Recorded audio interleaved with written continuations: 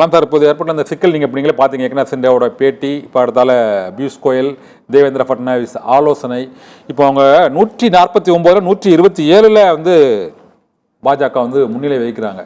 இந்த சூழ்நிலையில் 53 இடங்களை மட்டுமே பெற்றுள்ள ஏக்நாத் சிண்டேக்கு அவர்கள் முதலமைச்சர் பதவி கொடுப்பதற்கான வாய்ப்பு நீங்கள் இருக்குதா நினைக்கிறீங்களா சார்? இல்லை, அதை தான் நம்ம விளம்பர இடைவேளைக்கு முன்னாடியே பேசிட்டு இருந்தோம். போன தடவை வந்து பிஜேபிக்கு வந்து ஒரு கம்பல்ஷன் இருந்துச்சு, எதிர்கட்சி ஆளக்கூடாதுன்னு. அதனால வந்து சிந்தேக்கு வந்து 41 பேட்டியில் விட்டு கொடுக்க மாட்டேன்னு சொல்றாரு. அதான் சொல்றேன் நான்.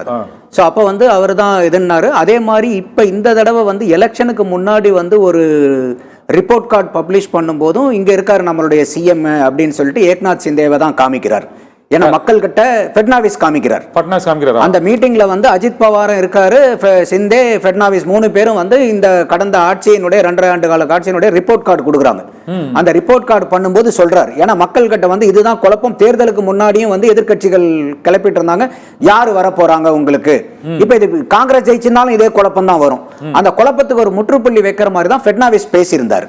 ஆனா இன்னைக்கு வந்து என்ன இருக்குனாக்கா, நிலைமை வந்து இன்னைக்கு பிஜேபிக்கு கையோங்கி மேலோங்கி இருக்கு. அப்ப வந்து 126 லீடிங் இருக்காங்க. முடிக்க போகும்போது ஒரு சற்று ஏறக்குறைய பிளஸ் ஆர் மைனஸ் வந்து 120 plus R minus 30 plus R minus 10 வரும்னு வச்சுக்கோங்க. 120 இருந்து 130 வர்றதுக்கு ஒரு வாய்ப்பு இருக்குன்னு. இப்ப வந்து பிஜேபி போன தடவை வந்து 41 எம்எல்ஏக்கள் இருக்கக்கூடிய சிந்தேவை வந்து ஆள விட்டாங்க. இந்த எலெக்ஷன்லயும் வந்து பாத்தீங்கன்னா சிந்தே தான் வந்து ஒரு போஸ்டர் பாய். ஏன்னா அவர் வந்து ரொம்ப காமன் மேன், அவரை வந்து மக்களோட மக்களா வந்து கனெக்ட் ஆகிறாருங்கிறது தான் பிஜேபி முதல் கொண்டு எல்லாருமே வந்து அந்த போஸ்டர் பாய் இமேஜை வந்து சிண்டேக்கு வந்து இது பண்ணாங்க. மக்களும் வந்து அதை அங்கீகரிச்சாங்க.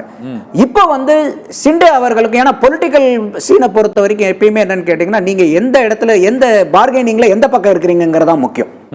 அப்போ நீங்க வந்து இன்னைக்கு உங்களுக்கு கம்பல்ஷன் வேற இடத்துல உங்களுக்கு இருந்துச்சுன்னா you will become a heavy negotiator. But இப்ப இன்னைக்கு வந்து பிஜேபிக்கு வந்து 126 போது உன்னா அவங்களுக்கு மெஜாரிட்டிக்கு வெறும் 19 சீட்டு தான். அப்ப அந்த 19 சீட்டுக்காக வந்து யாருமே இன்னைக்கு போய் ஒரு பிஜேபியை பிளாக்மெயில் பண்ண முடியாது. அந்த சூழ்நிலையில இல்ல, கண்டிப்பா வந்து பிஜேபி வந்து ஸ்ட்ராங்கர் ஷீட்ல இருக்காங்க. அப்போ இது வந்து சிண்டே முதல் கொண்டு, அதனாலதான் அவரே சொல்றாரு, நாங்க கலந்து பேசி முடிவு செய்வோம். அப்ப ஃபட்னாவிஸ் வந்து ஆமா எனக்கு எலெக்ஷனுக்கு முன்னாடி என்னை வந்து அவங்க சீஃப் மினிஸ்டர் சொன்னாங்களேன்னு அவர் சொல்லல. ஏன்னா அது வந்து அரசியல்ல யதார்த்தமா அந்த களமாடுறவங்களுக்கு எல்லாத்துக்குமே தெரியும் உண்மை நிலவரம் என்ன இருக்கு, எந்த காயை எங்க நவுத்துனா அடுத்த மூவ்மெண்ட் என்ன வருங்கிறதெல்லாம் அவங்க கணிச்சு வச்சிருப்பாங்க. நம்ம வந்து அடுத்த படியை நம்ம யோசிச்சோம்னா அரசியல்வாதிகள் அடுத்த 3-4 படிகளை யோசிச்சு வச்சிருப்பாங்க. அட்வான்ஸ் மூவ்மெண்ட்ஸை யோசிக்கிறவங்க தான் அந்த அளவுக்கு வந்து ஒரு திறன் வாய்ந்தவர்கள் தான். அப்ப இந்த எலெக்ஷனை பொறுத்த வரைக்கும் இந்த சீஃப் மினிஸ்டர் யாருங்கிறதுல எனக்கு தெரிஞ்ச பெரிய குடுமிப்புடி சண்டை வராது. அமிக்கபலா தான் அவங்க பேசுவாங்க. சிண்டை விட்டு கொடுக்குறாங்களோ இல்லையோ அதுக்கு வந்து உண்டான மாற்று ஏற்பாடும் செய்யப்படும்.